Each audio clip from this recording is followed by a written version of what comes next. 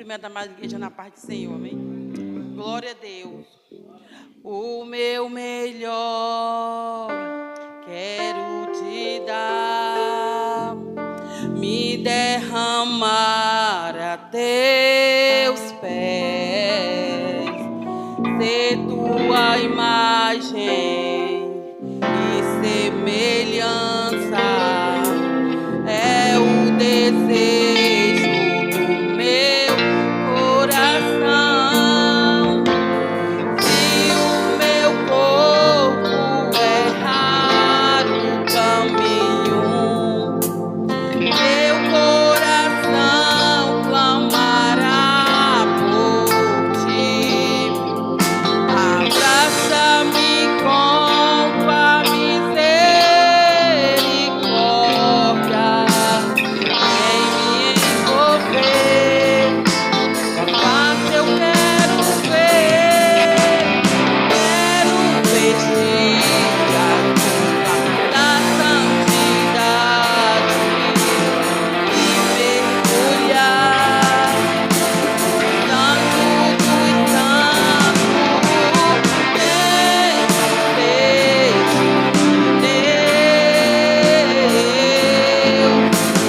Quero conhecê-lo, quero exalar mais de Deus.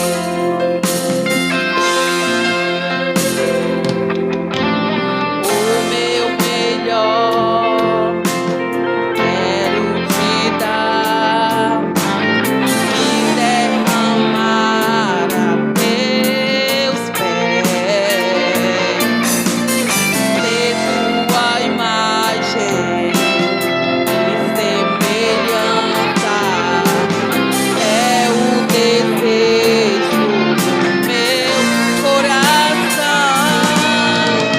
Se o meu corpo errar o caminho, meu coração clamará por ti. Abraça-me com tua misericórdia, vem me envolver.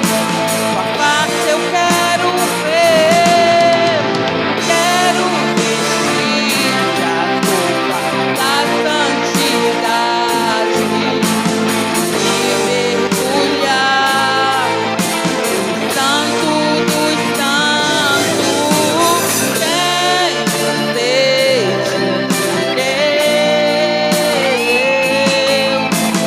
Quero conhecê-lo, quero exalar mais de Deus. Oh, glória, aleluia, Deus. Obrigado, Jesus, por tudo, meu Deus. Essa rica oportunidade, em nome de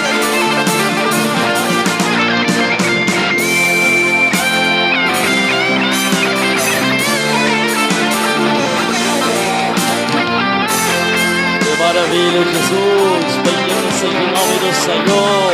Aleluia. Glória a Deus. Nós vamos agora ouvir a cantora oficial da noite, a levita, a pastora Eunice, glorificando e exaltando o nome do Senhor Jesus.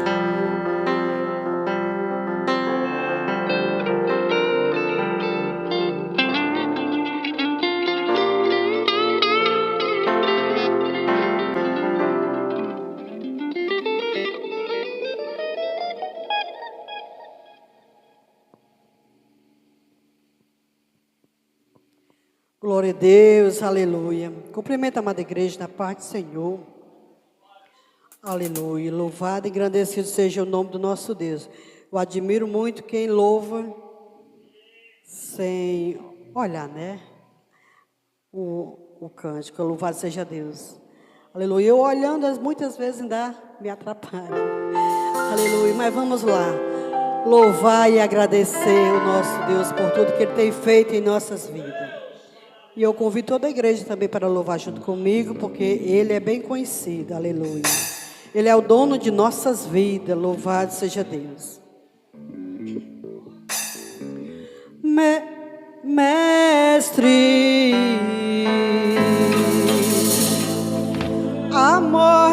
chegou e o meu filho levou. Não sei o que fazer,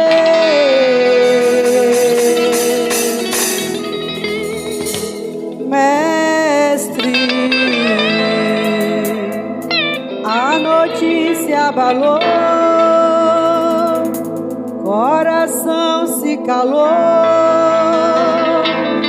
Então só eu fiquei,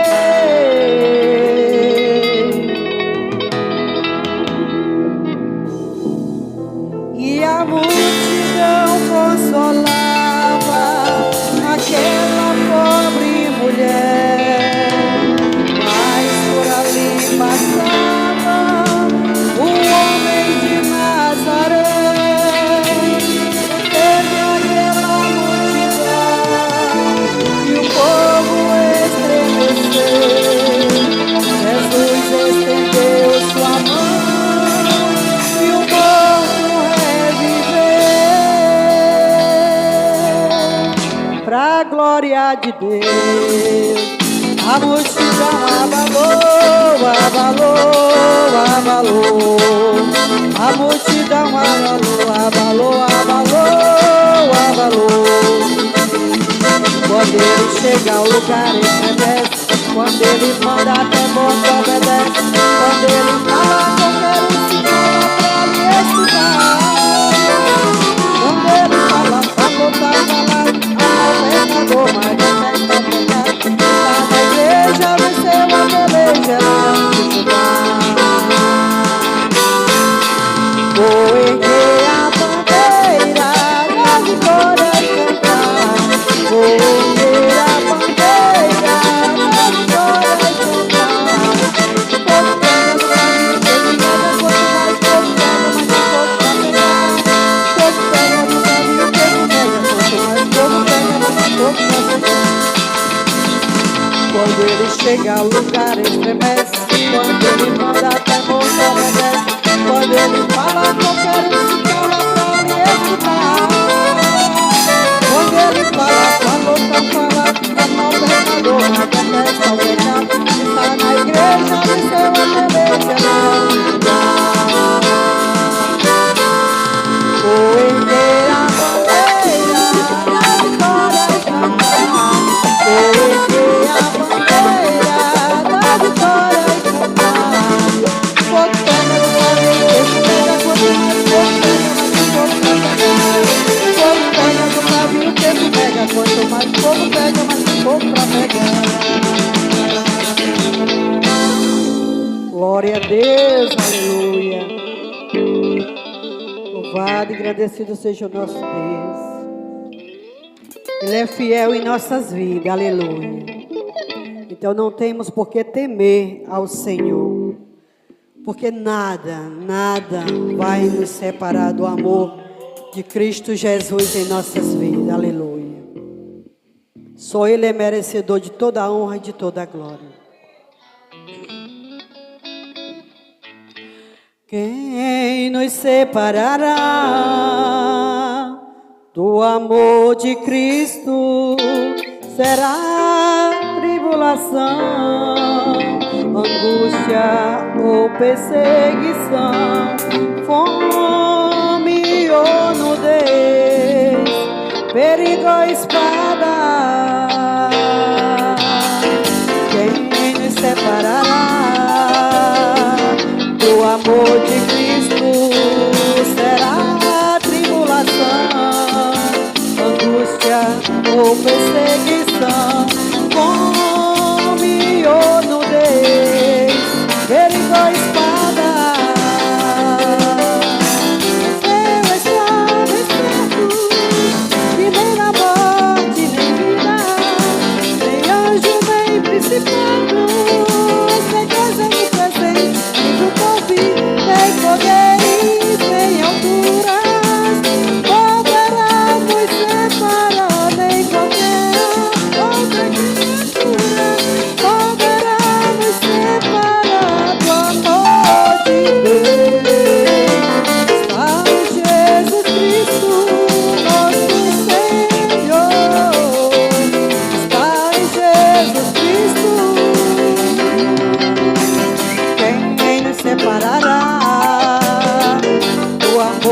Cristo será tribulação, angústia ou perseguição, fome ou nudez, perigo ou espada. Quem nos separará do amor de Cristo? Será tribulação, angústia ou perseguição, fome ou nudez, perigo ou espada. Porque eu estou bem certo que nem na morte, nem vida, nem anjo, nem principado, nem coisa do presente, nem do porvir, nem poderes, nem alturas, poderá nos separar, nem qualquer outra criatura poderá nos separar do amor de Deus. Está em Jesus Cristo, nosso Senhor. Está em Jesus Cristo. Nada, nada poderá nos separar. Nada, nada poderá nos separar do amor de Deus. Está em Jesus Cristo, nosso Senhor.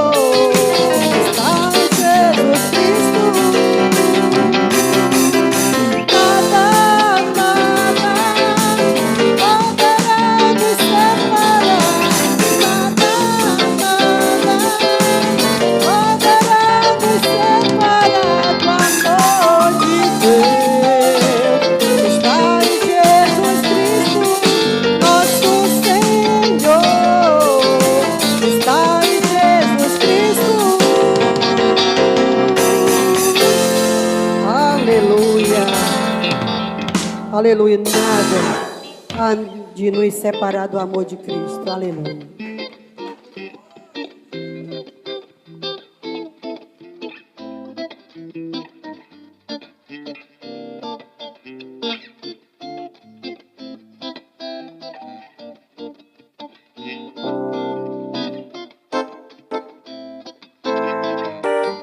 Glória a Deus, louvado seja o nome do Senhor. Amada igreja, nós vamos meditar um pouquinho na palavra do nosso Deus. Em Lucas capítulo número 7, glória a Jesus. Glória a Deus, aqui estamos para adorar o Senhor e Salvador Jesus e com alegria, aleluia. Lucas capítulo 7 e versículo 36. Lucas 7 e 36. Glória a Deus. Obrigado. Glória a Deus. Não vai ficar sem seu galardão. Todos encontraram, igreja? Glória a Jesus. Assim diz a palavra do nosso. Tem alguém procurando ainda, eu vou aguardar. Glória a Jesus.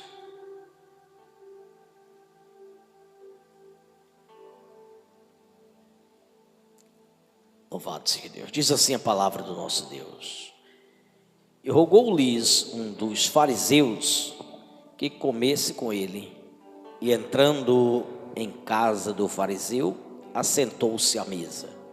E eis que uma mulher da cidade, uma pecadora, sabendo que ele estava à mesa em casa do fariseu, levou um vaso de alabastro com unguento e, estando por detrás, aos pés dele, chorando, começou a regar-lhe os pés com as lágrimas e enxugava-los com os cabelos da sua cabeça e beijava-lhe os pés e ungia-los com unguento.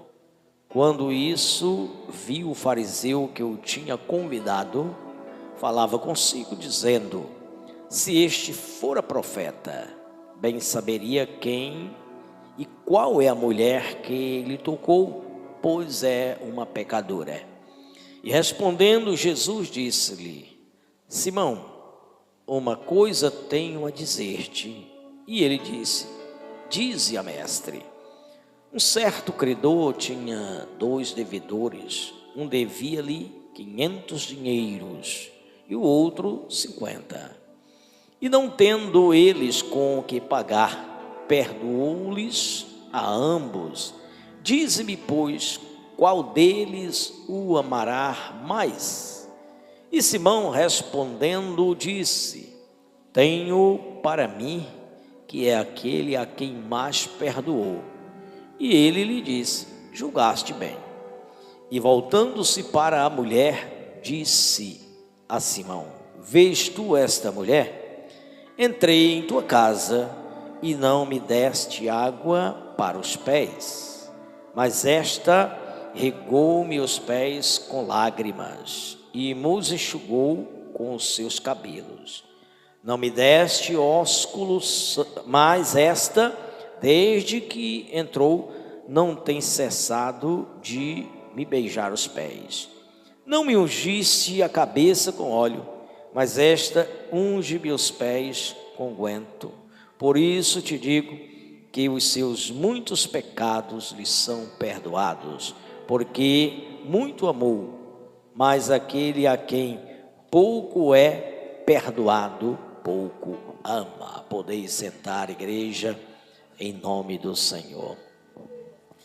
Igreja, estamos diante de um texto onde Jesus, ele revela algumas coisas importantes. Primeiro, ele deixa bem claro através do texto em que é citado 2 personagens. Toda a mensagem aqui doutrinária, ela está voltada para 2 personagens. A mulher pecadora. O que é ser pecadora? A expressão que usava para mulher pecadora é a mulher prostituta. É uma mulher prostituta, uma mulher que vende o corpo, uma mulher que vendia sexo. Então, e as mulheres adúlteras, aquelas que viviam de tanto trair seus esposos ou de levar alguns maridos a trair suas esposas, também eram chamadas de pecadoras. Mas a expressão pecadora era mais intensamente voltada para a mulher prostituta, a que vendia seu corpo. Essa é a primeira personagem em que está envolvida nesta mensagem. E a outra personagem é um religioso, uma autoridade religiosa, um fariseu. O fariseu era alguém que tinha influência na religião mais popular e mais numerosa de Israel. Ser fariseu era ser alguém zeloso pelo cumprimento da santa palavra de Deus. Pelo menos é o que eles defendiam, o que os fariseus defendiam. Eles defendiam que deveria se cumprir à risca a lei de Deus, que deveria ser fiel, que deveria ser honesto, que deveria ser dizimista fiel, que não deveria deixar de dizimar, nem mesmo do menor valor. Eles defendiam jejuar 3 vezes por semana, eles defendiam sacrificar, enfim, ele defendia tudo aquilo que a lei cobrava do judeu, do cristão ou do crente judeu. Então, para todos os efeitos, ser fariseu era ser alguém aprovado por Deus, era ser alguém fiel, era pertencer à religião correta, pois era isso que eles, os fariseus, todos os membros da religião, dessa religião, eles defendiam e eles afirmavam. Agora, diante do autor da vida, diante do autor da lei, diante do Criador de todas as coisas, diante do Criador do homem, da mulher, diante daquele que tem um propósito com o ser humano. Então, diante dele, irmãos, ninguém consegue enganar. Ninguém consegue enganar a Deus. Aquilo que nós apresentamos por fora, aquilo que nós tentamos apresentar para os outros, e que muitas vezes conseguimos passar para os outros aquilo que nós queremos que eles saibam de nós, e que às vezes até conseguimos fazer com que alguém aceite aquilo que nós queremos que ele reconheça de nós, como eles nos conheçam, porque as pessoas, irmãos, elas não conhecem o interior, e nós podemos tentar passar uma imagem para alguém daquilo que nós não somos, e conseguimos até fazer alguém acreditar, porque nós podemos, através da palavra, através da fala, passar algo que não condiz com a realidade do nosso coração. Primeiro ponto, o primeiro contato aqui de Jesus é com o fariseu, porque o começo do texto diz que o fariseu convidou Jesus para ir à sua casa. Então, igreja, imagine aí, alguém convidar Jesus é porque está interessado em Jesus. Não é o que você imagina? Poxa vida, o fariseu convidou Jesus para ir à casa dele. O fariseu convidou.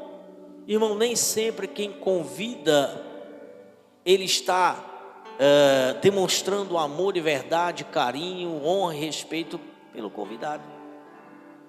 Às vezes o convite não é para o propósito que alguém está imaginando. O propósito daquele que convida alguém ou que se manifesta para alguém, às vezes é totalmente diferente daquilo que alguém pode imaginar ou aquilo que ele está tentando passar. Então, para todos os efeitos, ele convidar Jesus, Jesus recebia convite para ir a algumas residências. E esse fariseu decidiu convidar Jesus. Então, o que é que se acreditava, o que é que se imaginava? Que esse fariseu queria um negócio com Jesus, que esse fariseu estava amando Jesus, que esse fariseu queria Jesus agir na sua vida. Era o que se imaginava. Até porque os fariseus recusavam Jesus nesse período, já estavam rejeitando Jesus. E esse fariseu convidar, gerava na mente daqueles que tomaram esse conhecimento: rapaz, esse fariseu aí, esse religioso aí, está na contramão dos outros. Os outros rejeitam Jesus e esse está chamando Jesus. Esse está interessado por Jesus. Só que não. Ele não estava interessado em Jesus. E a prova de que ele não estava interessado em Jesus, que ele não honrava Jesus, que ele não queria receber doutrina de Jesus, está naquilo que Jesus revela daquilo que ele não fez. Enquanto Jesus estava na residência do fariseu, alguém que tinha recurso, alguém que tinha condição financeira, e que serviu uma refeição para Jesus, e que levou Jesus à mesa,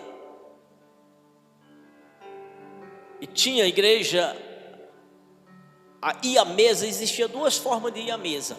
Em alguns casos, ir à mesa era uma mesa normal como a nós conhecemos, com pernas, com uma plataforma, com cadeiras, se sentava e os pratos, um tecido, colocava sobre a mesa e alguém ficava sentado. Já tinha casos que ainda se usava a chamada mesa sem pernas e que era posta a refeição sobre uma plataforma baixinha, e para se alimentar a pessoa ficava simplesmente debruçado nos seus braços, deitado, debruçado no braço e com os pés para trás. Havia esse tipo de também mesa. E nesse caso, Jesus estava numa dessas mesas. Só para a igreja ficar assim, sintonizada, a Bíblia fala de 3 casos de mulheres ungindo Jesus com perfumes caríssimos. Essa é uma delas. Maria, irmã de Lázaro, foi outra. E teve uma outra mulher também chamada Maria, que também fez. Só que esta, a Bíblia diferencia das outras 2 mulheres.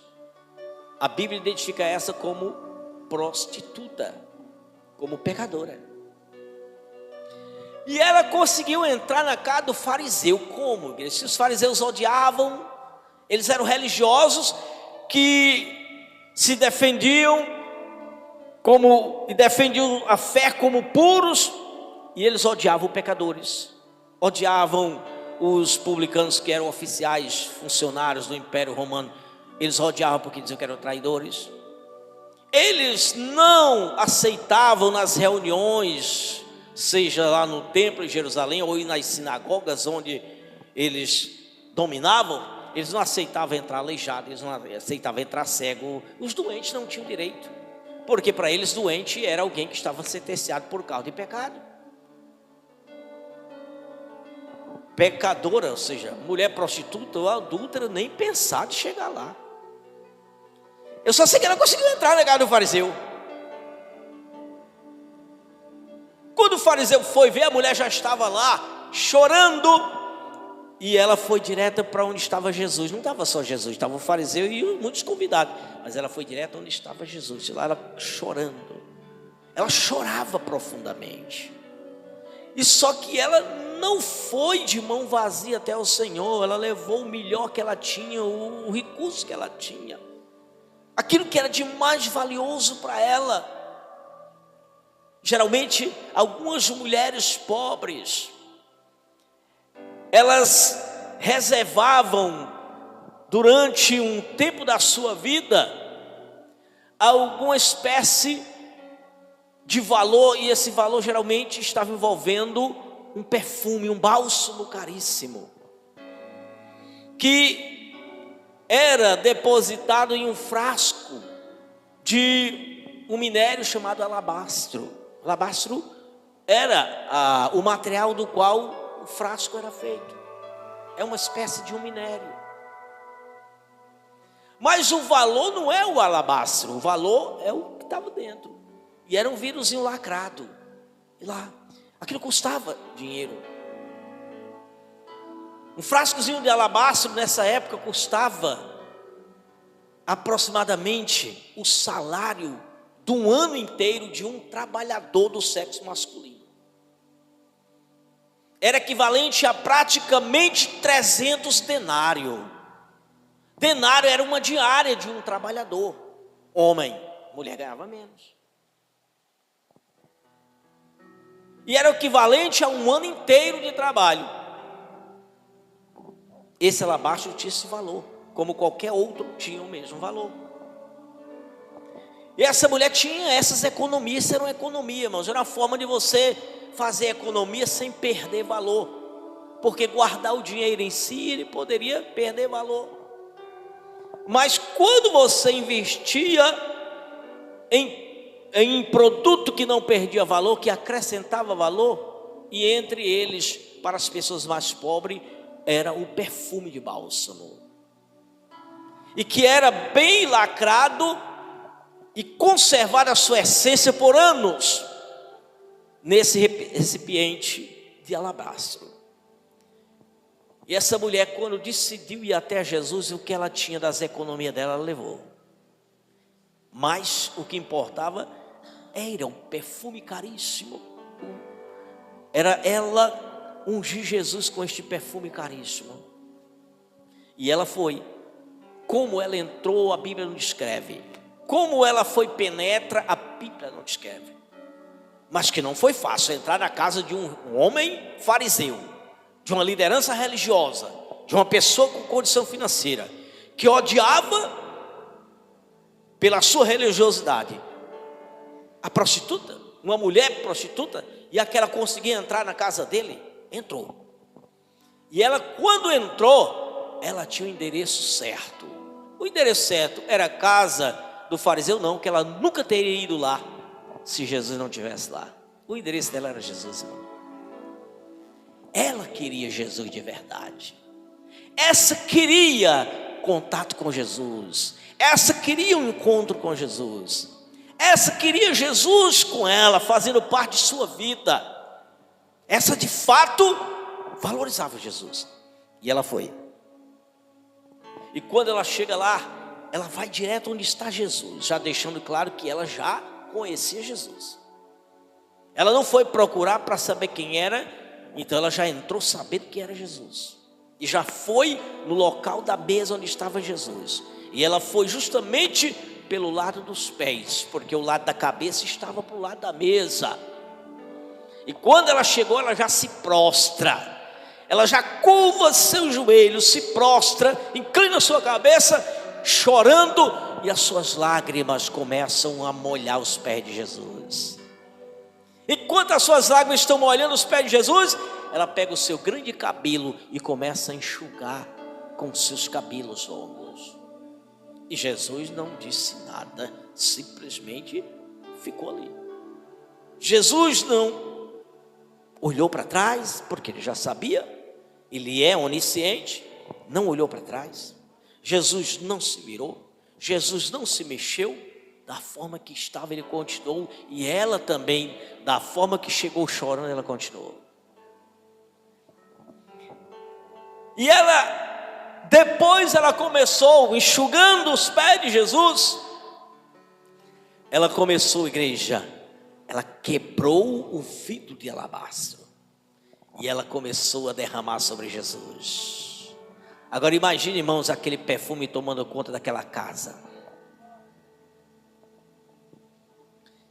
Enquanto aquela mulher estava regando os pés de Jesus com lágrimas, enxugando os cabelos, ela estava também beijando aqueles pés. Beijando. Só depois de tudo ela unge.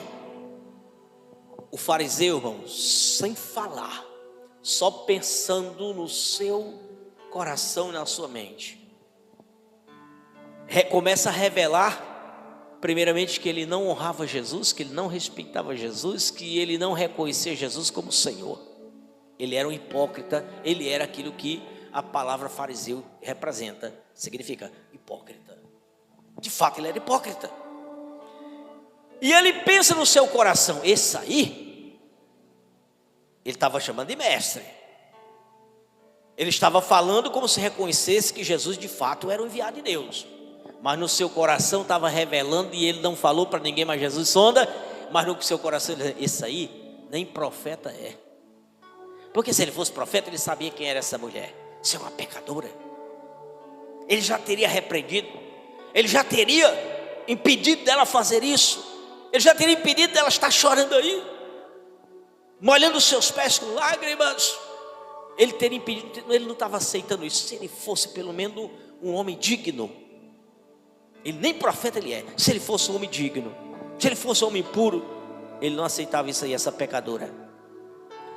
Jesus, irmãos, primeiro para tentar ganhar o fariseu hipócrita e não machucar a mulher já humilhada pela vida, já humilhada pela escolha de viver pecando, já arrasada na sua vida, de ser rejeitada na sociedade, e talvez agora já chegando ao cúmulo da rejeição, num estado em que até os homens que lhe usavam não lhe queriam mais,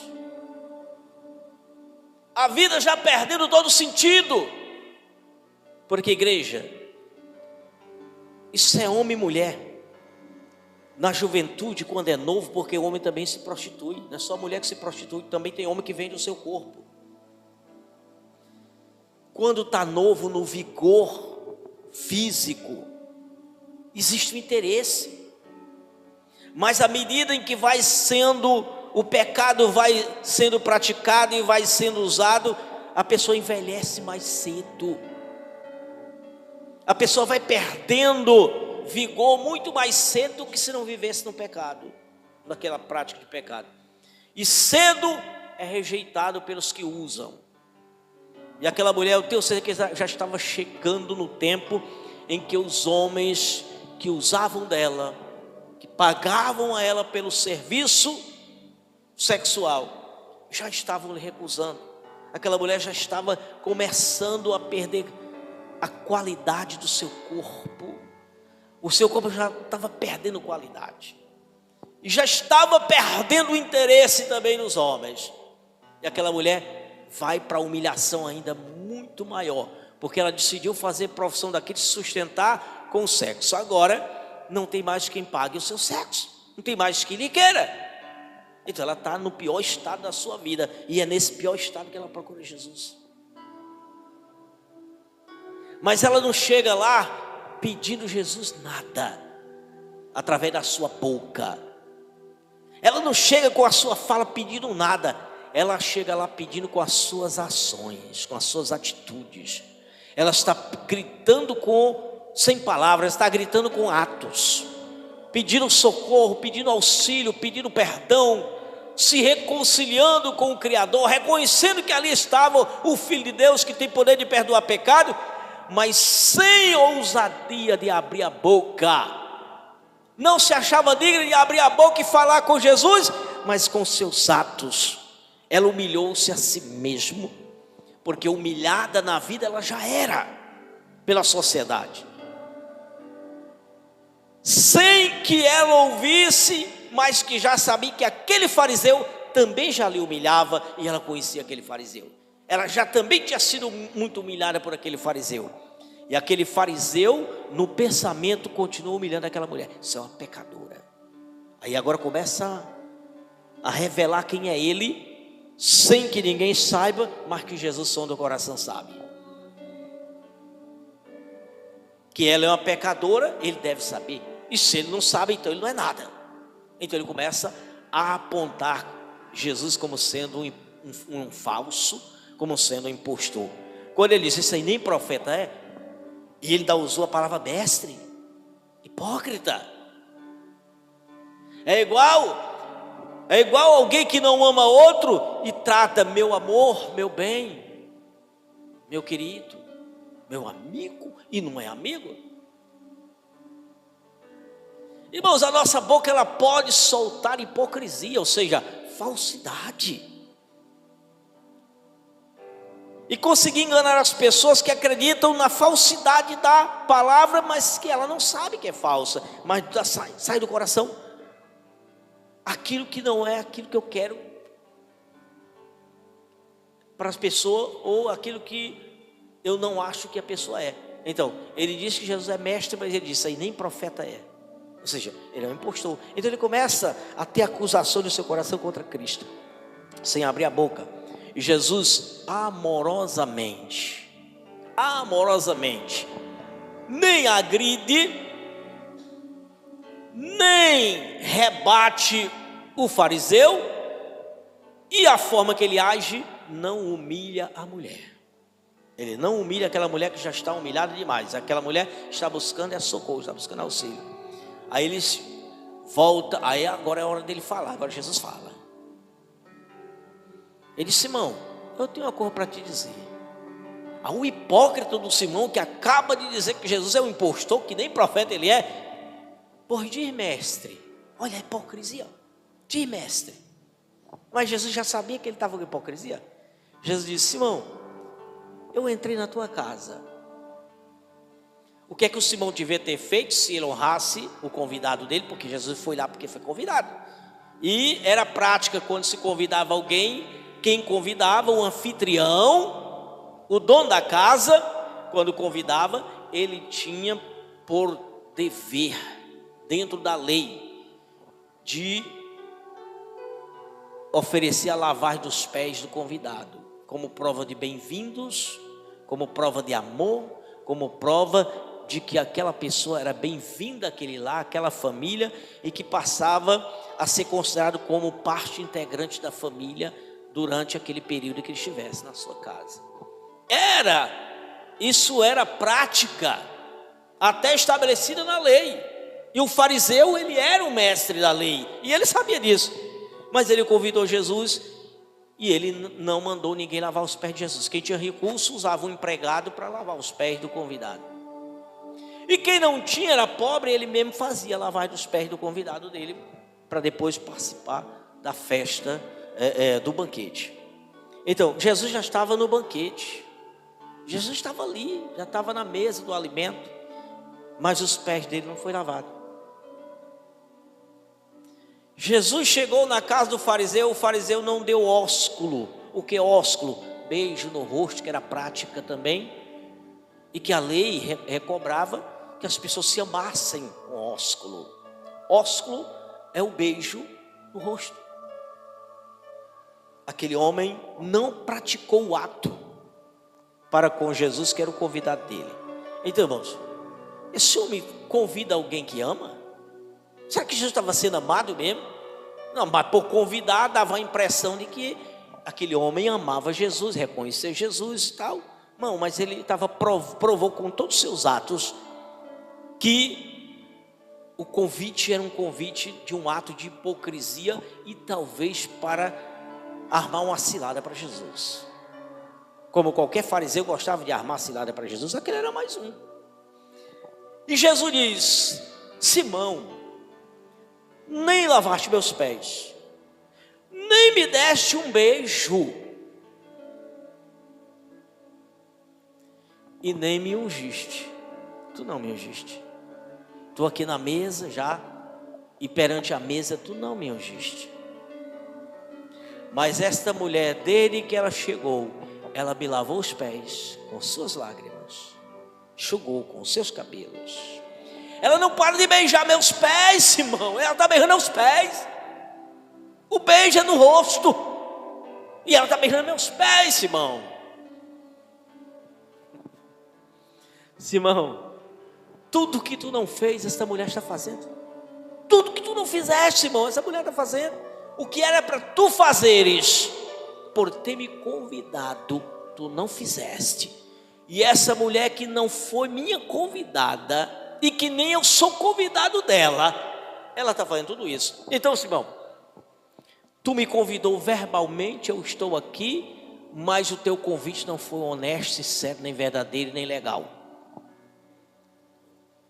Essa mulher me convida de verdade, porque ela está me convidando. Ela está convidando para fazer parte da vida dela. Ela está me convidando para fazer parte dela, para habitar nela. E a prova, Simão, que ela está me convidando com honra, com respeito, com amor, é que ela está fazendo aquilo que o convidado faz, que o convida faz com o convidado. Então ela está provando através de atos que eu sou convidado dela para fazer parte da vida dela. Então ela me ama. Então ela me ama. Ela me honra. E ela reconhece. Irmão, Jesus que sondou o coração de Simão e sondou o coração da mulher, e sabia que aquela mulher estava gritando sem som, no desespero da sua alma, gritando por perdão. Mestre, Senhor, me perdoa. Senhor, me dá uma vida de prazer. Senhor, me tira dessa vida de mazela, de sofrimento, de desrespeito, de vergonha, de humilhação, que eu entrei nela, Senhor, mas eu não consigo sair. Me tira dela, Jesus, me dá uma oportunidade. Eu quero que tu entre na minha vida, Jesus. Então Jesus diz: Simão, tudo que você tinha por obrigação de fazer como um líder religioso, conhecedor, não fez. E essa mulher não é conhecedora como você. Ela é uma humilhada. Ela está fazendo bem direitinho, tudo bem certinho.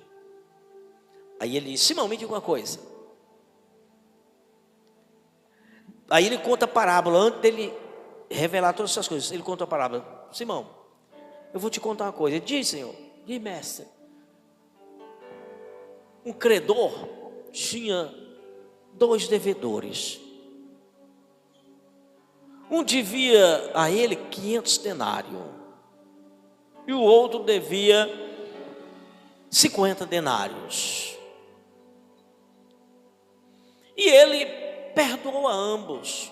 Ele perdoou a dívida, o dinheiro que eles deviam. Não podiam pagar, ele perdoou. Simão, quem amou mais? Aquele que perdoou.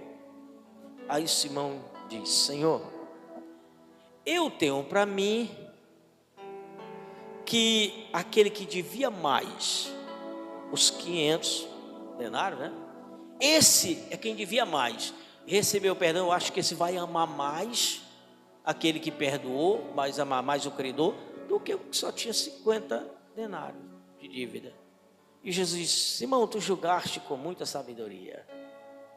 De fato, quando se mais recebe perdão, mais se ama. É por isso que essa mulher, Simão, olha, ela tem feito tudo isso.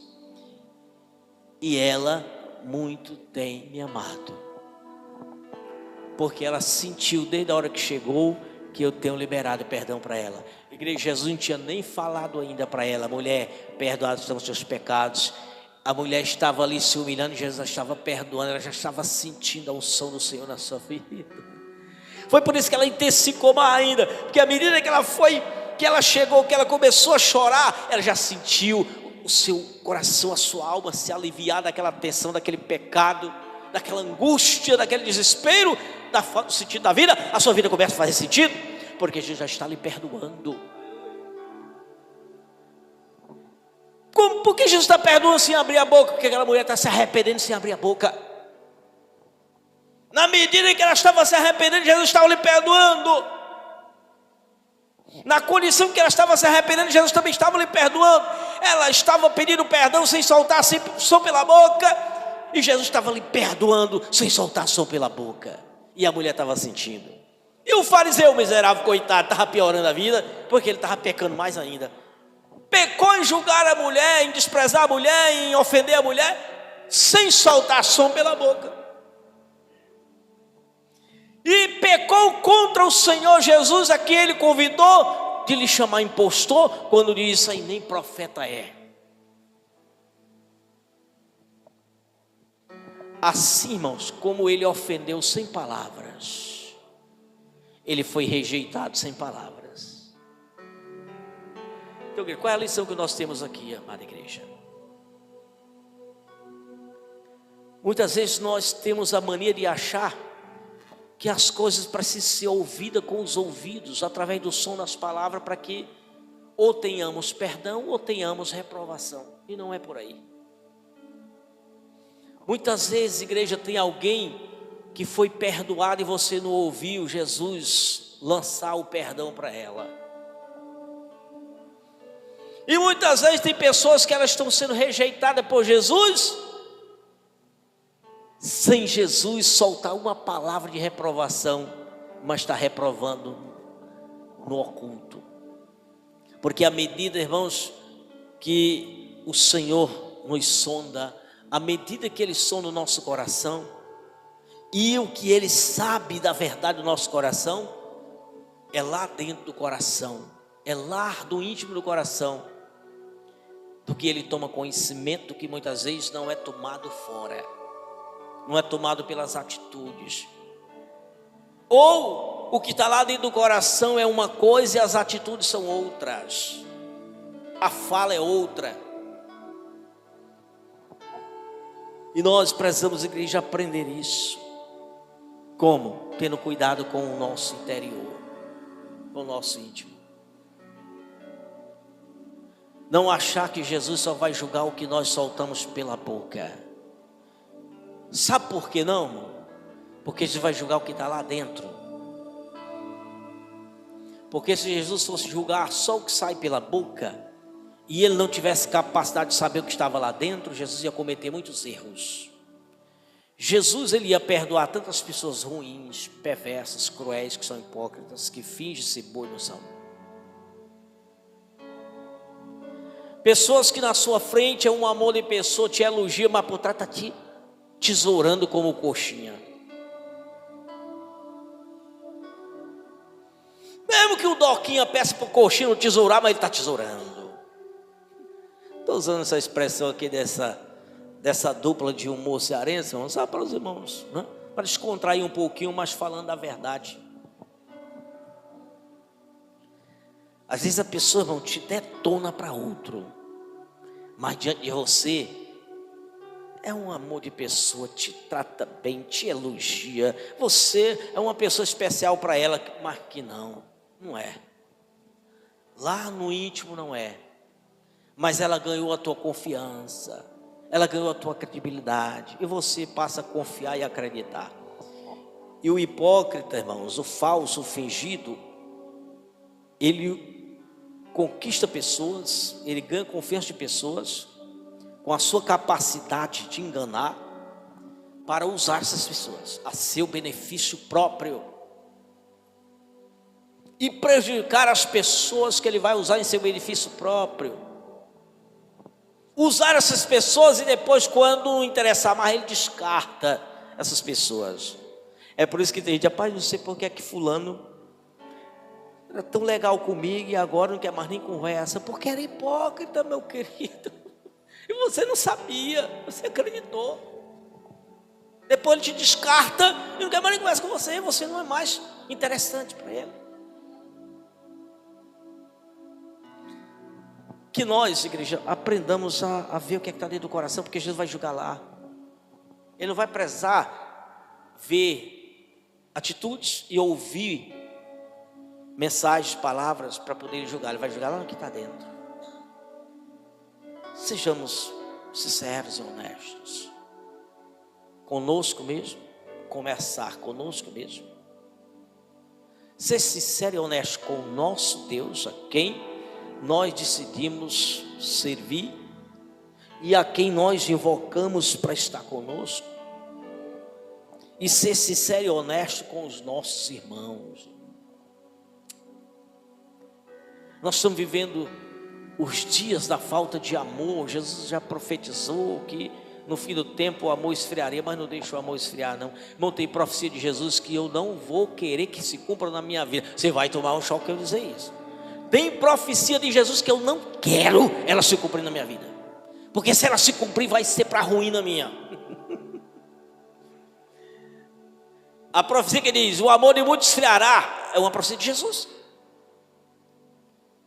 porque ele sonda o futuro e ele sabia que muita gente ia perder interesse por ele, ia ser religioso, mas não ia ter o interesse por ele, de ser fiel a ele, não iria mais achar e aceitar as doutrinas dele. Não, isso aqui é coisa do passado. E você começa a achar que as coisas de Jesus elas são coisas ultrapassadas, são antiquadas. Mas nada de Jesus se torna antiquado, obsoleto. Tudo de Jesus é atual e perpétuo, é para sempre. A doutrina de Jesus é para sempre. O que era pecado, irmãos, há 1000 anos atrás, há 2000 anos, lá no tempo de Jesus, continua sendo pecado hoje, não deixou de ser pecado. Porque o que Jesus condena como reprovado é pecado, e o que Jesus condenou lá no passado, ele condena hoje do mesmo jeito. Ah, mas a geração mudou, os tempos mudaram, o tempo evoluiu e arrasta as pessoas para o pecado, dizendo que não é pecado. Arrasta as pessoas para as coisas erradas, dizendo que isso não vale nada. Vale, igreja. Tudo que mexe com o teu coração, o contrário daquilo que Jesus mexe, vai ser prejuízo. Toda emoção que mexe e tira a comoção do espírito da tua vida é pecado. Está te afastando de Cristo. Tudo aquilo que coloca mais importante do que Jesus, mesmo que seja uma única vez, é pecado. E o sinal do pecado, irmão, é que a angústia vem logo depois. Quando nós temos uma escolha, mesmo que seja por um pouco de tempo, e que fizemos a escolha errada, na hora da empolgação, está tudo bem, tudo ok, escolhemos aquilo, esquecemos o Jesus, o que Jesus queria de nós. Mas quando termina, aí a angústia toma conta. Por quê? Porque não é preenchido por Jesus. E a escolha certa por Jesus, irmãos, a alegria toma conta. Por que eu estou falando isso, irmão?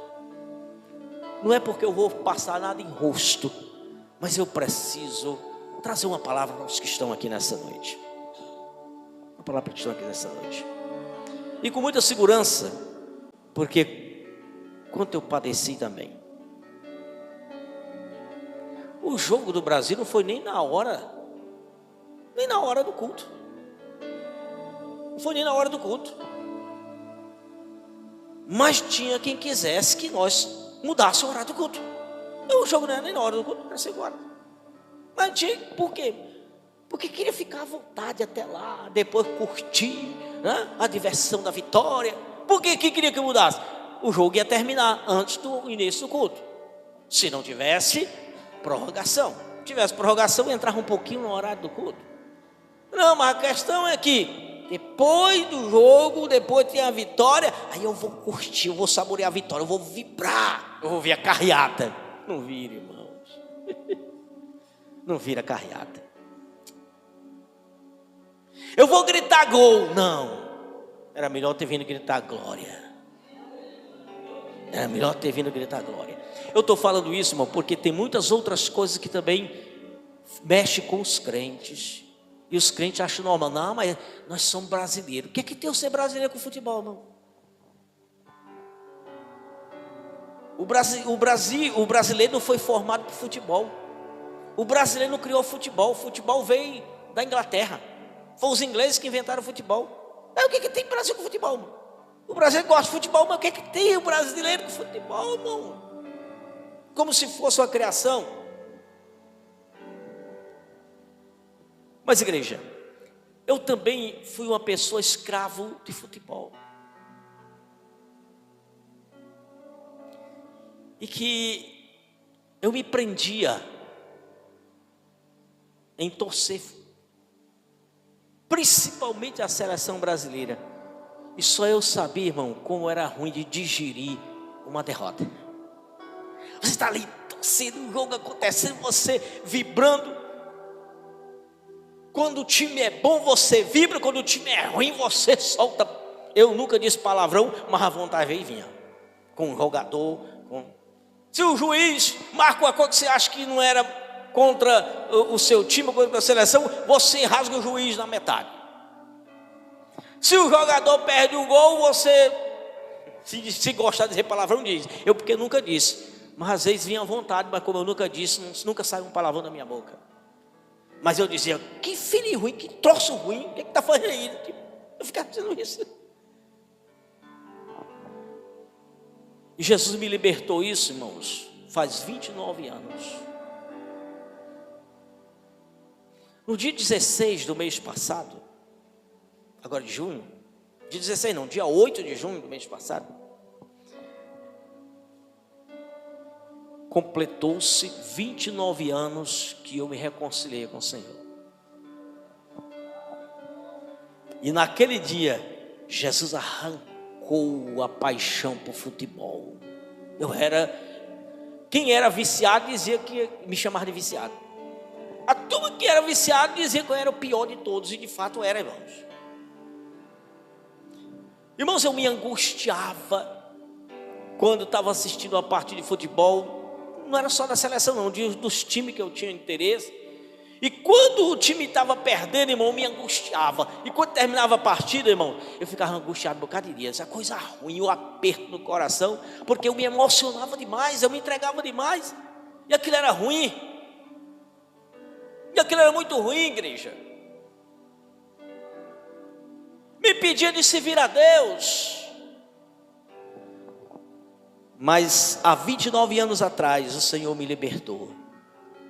Se eu olhar o lance, e desde esse período, eu digo com toda sinceridade para os irmãos, às vezes dou uma olhadinha, não tem nada, me atrapalha em nada, eu dou uma olhadinha assim, mas não tem mais a emoção que eu tinha. E eu não assisto uma partida de futebol inteira, desde os 29 anos, que de lá para cá, nunca mais assisti uma partida inteira, nem dos times que eu tinha paixão. Desde a minha reconciliação, nunca mais assisti uma partida inteira da seleção brasileira. Porque desde que eu aceitei Jesus, a seleção não presta. Desde que eu aceitei Jesus, os times não prestam. Por quê? Porque eu não consigo mais me emocionar. Eu me emociono na presença do Senhor. Então para mim quem presta é Jesus, irmãos. Eu me emociono, me sensibilizo com os irmãos. Vocês é quem prestam. Vocês é quem alegram o meu coração. E eu me alegro sem prezar, eu ficar arretado. Eu me alegro sem ter angústia. Eu me alegro, só me alegro, me alegro, me alegro. E a alegria, irmão, me traz ao meu coração paz. Paz. Eu não quero voltar a ser escravo. E eu sei que aquilo que um dia me escravizou, se eu começar a me envolver, eu volto a ser escravo. Eu sei disso. Eu tanto tenho consciência pessoal como a palavra de Deus me alerta sobre isso. Então, o que é que eu quero me prender? Aquele que me escravizou a vida toda e que me deixava, às vezes, passar dias. E quando era a seleção brasileira, eu passava dias, irmãos, assim, numa doença emocional muito grande. É uma coisa ruim demais. Mas era ruim, irmãos. Para sair para trabalhar, era sem sentido. Ficava dentro de casa, aquela tristeza, às vezes até chamava, a esposa dava umas repreensões danadas. Porque, irmão, a coisa perdia sentido durante aquele período que eu estava angustiado por o resultado que contrariou os meus sentimentos. E era ruim de digerir, por vários dias, digerir aquele mal-estar. Irmãos, hoje não tem mais isso. Faz 29 anos que o Senhor me libertou dessas coisas. Se eu assistir uma partida de futebol, não tem mais aquela emoção que tinha. Não tem. Nem nada me impede de vir para a casa de Deus na hora de vir servir a Deus, irmãos. Pastor, mas agora só daqui a 4 anos. Só daqui a 4 anos. Não estou falando só de futebol. Futebol é uma das coisas que prende. Mas a política também prende. E a política ainda é pior. Porque o fanatismo pela política, o fanatismo pelo político, e o tempo da política é muito maior. E sobre uma partida de futebol, um time de futebol, você só quer ver o título, campeão, que não é seu. Mas você quer ver o título, a festa de campeão. Só que na política as pessoas se envolvem querendo algo em troca. Querendo algo em troca. Eu vou votar em fulano, mas eu vou pedir um emprego a ele. Eu vou votar em fulano, mas eu vou pedir a ele o calçamento da minha rua. Eu vou votar em fulano, mas eu vou pedir o cimento ou a cerâmica. Irmão, sempre uma boa parte que se torna um fanático na política, esperando do político alguma coisa, irmãos. O que acontece? Se perder, a frustração vai te trazer angústia. E se ganhar e ele não atender, você vai se revoltar com o indivíduo e vai sair espraguejando ele para tudo quanto é inferno. Então, igreja, vamos aproveitar a ocasião. Eu tenho certeza que os irmãos vieram depois do jogo, alguns saíram em casa antes do jogo terminar, porque já estava perdendo.